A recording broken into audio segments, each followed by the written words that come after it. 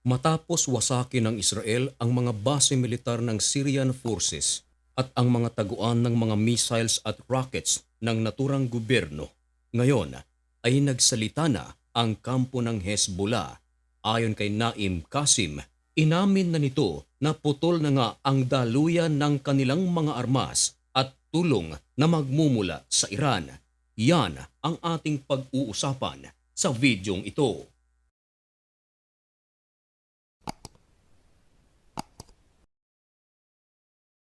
Tama ang inyong narinig. Mismong chief na ng Hezbollah ang nagsabi na ang kanilang grupo ngayon ay hindi na nakakatanggap ng mga armas na nagmumula sa Iran at iba pang mga supply dahil sarado na ang Syria. Bantay sarado ito ng Israeli forces upang hindi ito magamit ng Iran upang muling palakasin ang puwersa ng Hezbollah. At dagdag pa ni Naim Qasim, nananawagan ito sa mga rebelde na nagpabagsak sa pamunuan ni Bashar al-Assad na sana huwag silang magkaroon ng ties sa Israel. Ang balitang ito ay kinumpirma mismo ng The Times of Israel. Nito lang nagdaang araw, sa loob ng 24 oras, ang Israel ay nagsagawa na naman ng 60 strike sa Syria at tinarget nito hindi ang kampo ng mga rebelde o yung grupo na pinamumunuan ni Julani, kundi ang winasak nito ay ang pag-aari ng Syrian forces na pinamumunuan ni Bashar al-Assad. Ang pag-ataking ito, mga kaibigan, bukod ito sa nakaraang pag-atake ng Israel sa Syrian base. Kung baga, merong serye ng pag-atake ang Israel ang isinasagawa sa Syria. Naaalala niyo pa ba, mga kaibigan, ang ginawang pahayag ni Benjamin Netanyahu? Ipinaliwanag niya kung bakit kinakailangang pumasok ang puwersa ng Israel mismo sa loob ng Syria. Binabantayan nila ang Syria upang hindi ito magamit ng Iranian forces sa pamamaraan na baka muling gamitin ng Iran ang Syria upang dito nila idaan ang kanilang mga supply sa Hezbollah. Ito ang bagay na ayaw mangyari ng Israel sapagat nangako si Benjamin Netanyahu na kanilang uubusin ang Hezbollah sa Lebanon upang ang Lebanon ay makalaya mula sa kamay ng mga militanteng grupo. Isa sa mga paraan upang tuluyan ng humina ang puwersa ng Hezbollah o mawala na ang Hezbollah sa Lebanon ay bantayan ang Syria. Ito ang dahilan kung bakit hindi nagpapaawat si Benjamin Netanyahu. Kahit ilang beses na itong kinundina ng United Nations ang ginawang paraan ni Benjamin Netanyahu. Ayon sa United Nations, kinakailangan ni Benjamin Netanyahu na paalisin na ang kanilang puwersa sa Syria. Pero ganun pa man, hindi naniwala ang pamunuan ng Israel at patuloy silang pumasok at nagpadala pa ng karagdagang puwersa. Ibinalita ng The Times of Israel na ipinaliwanag dito, ramdam na ng chief ng Hezbollah na si Naim Qasim ang resulta ng ginawang pagbabantay ng Israel sa Syria dahil ayon mismo kay Naim Qasim, wala na raw silang natatanggap na mga armas. Tila nagpaparamdam naman si Naim Qasim sa Syrian rebels na nais nitong makipagkaibigan sa kanila. Pero ang bagay na ito, ayon sa mga analyst, ay imposibleng mangyari. Bakit? Sapagkat mismong ang leader ng Syrian rebels na si Julani ay nagbitaw na ng salita. Sinabi nito na ang bansang Iran ay wala ng kapangyarihan o karapatan sa kanilang bansa, maging ang mga galamay nito gaya ng Hezbollah na dati ay nasa Syria, maging ang Hezbollah na nasa Lebanon. Wala na raw itong kapangyarihan sa kanilang bansa. Pero ayon kay Naim Qasim, ibinalita pa rin ng The Times of Israel, hindi raw sila kailangang humusga sa mga binitawang salita ni Julani dahil sa ngayon, hindi pa nakakatayo at hindi pa nakapaglagay ng bagong pangulo ang Syria.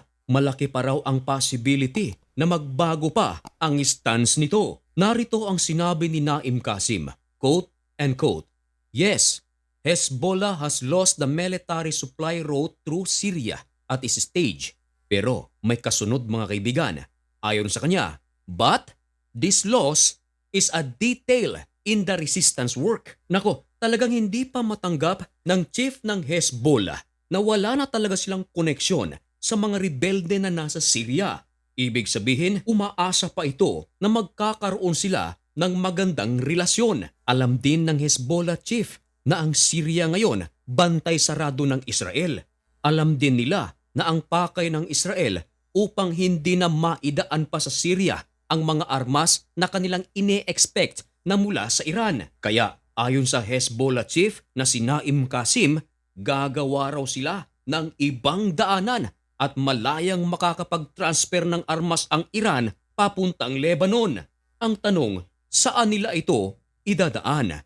Wala namang ibang bansa mga kaibigan na medyo may relasyon sa Hezbollah kundi bansang Iraq. Marahil ay tinutukoy ni Naim Qasim ang Iraq at dito sa bansang ito meron ding mga militanting grupo na sinusuportahan ng Iran. Kung tutuusin, magkatabi lamang ang Syria at Iraq at lalong-lalo na ang Iraq at ang Iran.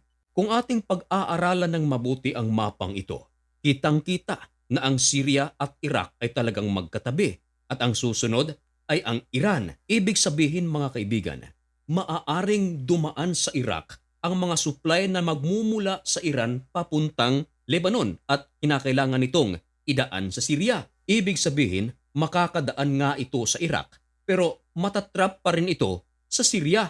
Ibig sabihin, ganun pa rin, wala pa rin mangyayari. Maliban na lang kung ang Hezbollah ay iikot papuntang Turkey o ang Iran ay dadaan papuntang Turkey bago makapasok sa Lebanon. Of course, malaking usapin pa ito. Kinakailangan ng Iran na magpaalam sa Turkey. And of course, hindi naman ito papayagan ng Israel. Kung sakaling pumayag ang Turkey na dumaan ang Iran papuntang Lebanon, ay posible na magiging target ng Israel ang lupain ng Turkey. Ito ay para mahadlangan lamang ang aksyon na gagawin ng Iran papasok sa Lebanon upang suportahan ang Hezbollah. Kaya sa sinasabi ni Naim Qasim na gagawa sila ng ibang daanan upang ang Iran ay makapagpatuloy sa kanilang pagpapadala ng armas ay napakalaking sugal nito.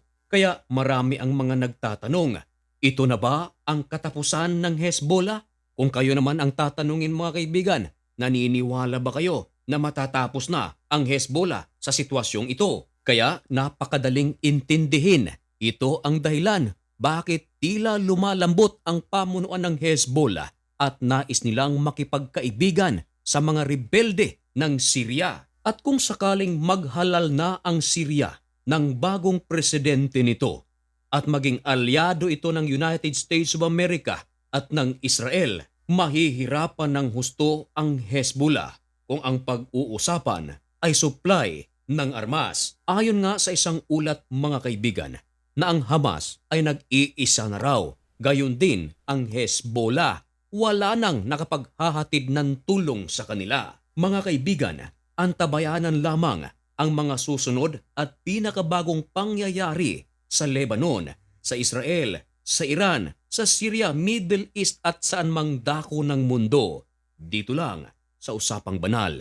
At upang maging updated ka, pasubscribe na rin ng ating napakaliit na channel na ito. Hanggang dito na lang muna ang videong ito. Maraming salamat sa panunood. May God bless you and goodbye!